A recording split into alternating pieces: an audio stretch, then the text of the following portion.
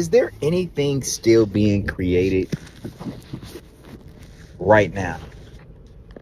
All of the different elements that are on the periodic table, are there new elements being created right now on the molecular level?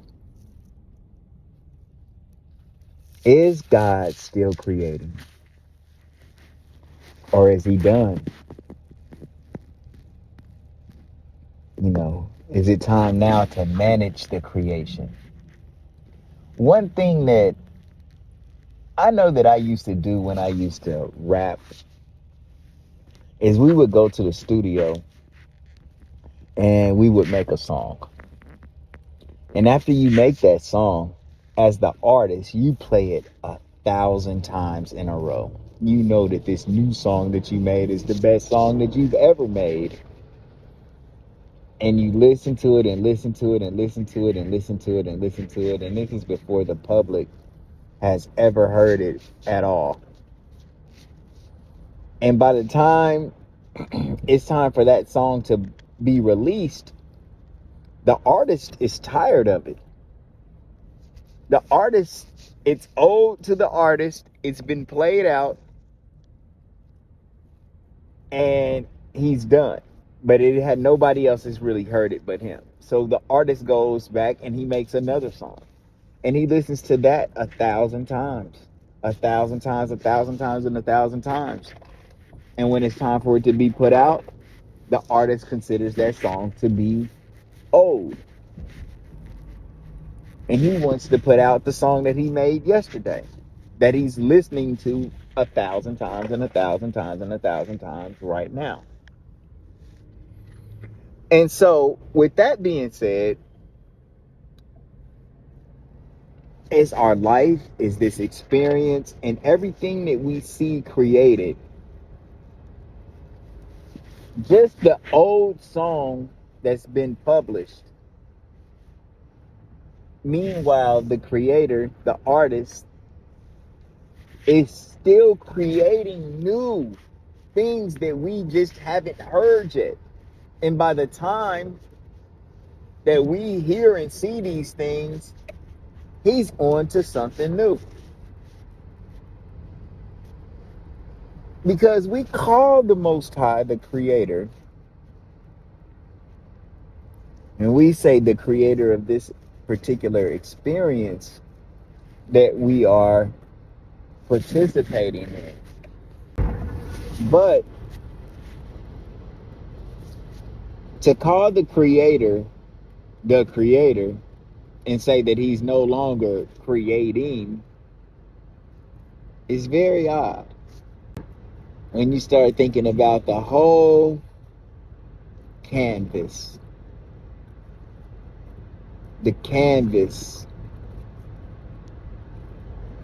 there's a lot more empty space in the canvas than there is actual art. When we're talking about dark matter being the actual canvas, and then we look against that canvas to see every physical object that's being created as pieces of art. But when you look up into the night sky or look up into the blue sky, it's all empty space. There's empty space for creation to take place. And that's only in this particular realm.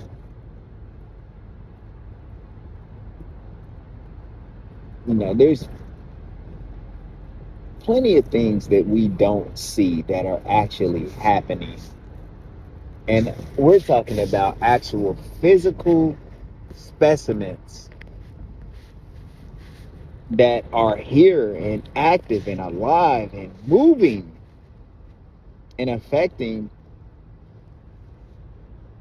reality. But they're so small of a particle that you can't see it. But it's there. And so the creator creating things that you just don't see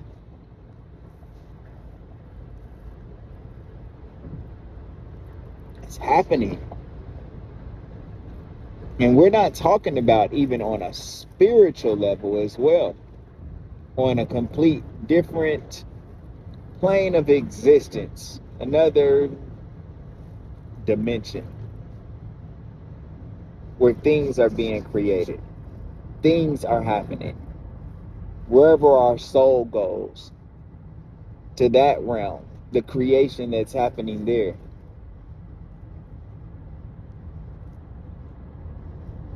All of these different opportunities to create. But I hear the philosophy that God created the earth, the heavens, and everything within in 7 days. And then that was it. That was it.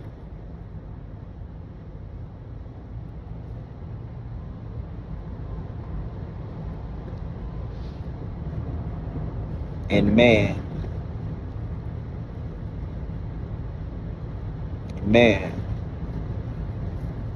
when you think about it, you got God. And in these sacred texts, from the Bible to the Quran to all of these other sacred texts that people use to govern their lives, all of them say how bad man is, how disobedient man is, and how our disobedience could lead to the lake of fire, could lead to hell. And then we have a creator that the ancients say that they openly communicated with. Words was given to prophets. Miracles were performed. Everything was right there for people to see and know that God is here to nurture this relationship. He's here to fix this relationship. And he's here to be our parent. Show us the way, give us the instructions, and let us learn how we need to operate in order to be successful in this particular experience.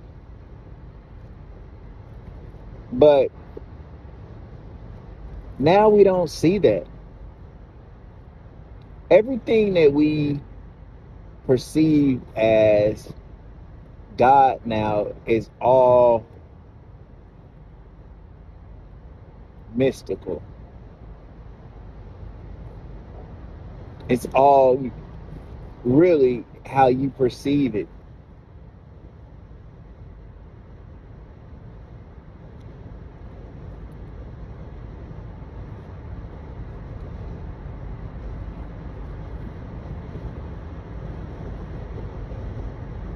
Is everything a choice? Is every little thing a choice and a test? Every decision that you make throughout the whole day, is this a test to see what you'll do? And then when you say, no, it's not. Well, then I ask you, well, then what is a test? Is anything a test? And then when you say yeah to that, then you say, well, what? How do you discern whether something is a small test, something is a big test, a test at all? That part. Do good because you believe it to be the right thing to do. Do good because it's good for someone else.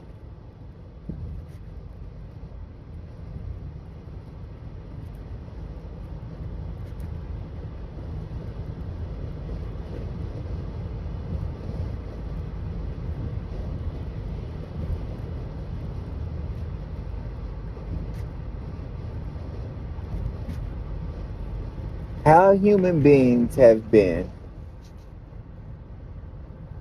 as a project,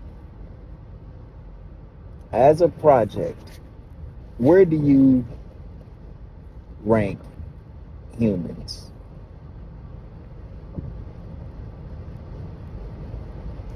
Scale of 1 to 10 on a grade of goodness. What grade would you give humans? In full context of what we have to go on.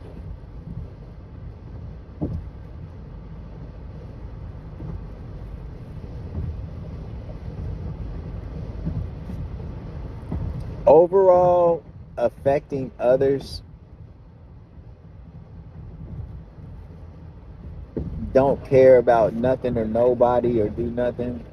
I would say most people do well. You balance the good and bad that people do, and if you count neutral as good because you're not doing anything to anybody else, I would have to say that humans would be mostly good. Vast amount of people really just want to have some comfortability and have some happiness at its root. And so they go to work, they come home, they relax, and go back to work. With a little bit of leisure in there for themselves, whatever it might be, for them to be able to unwind and decompress and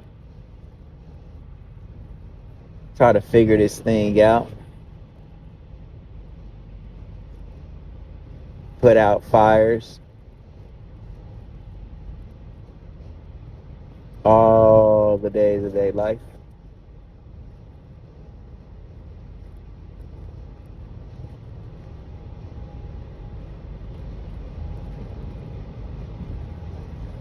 So would God need to create a better version of mankind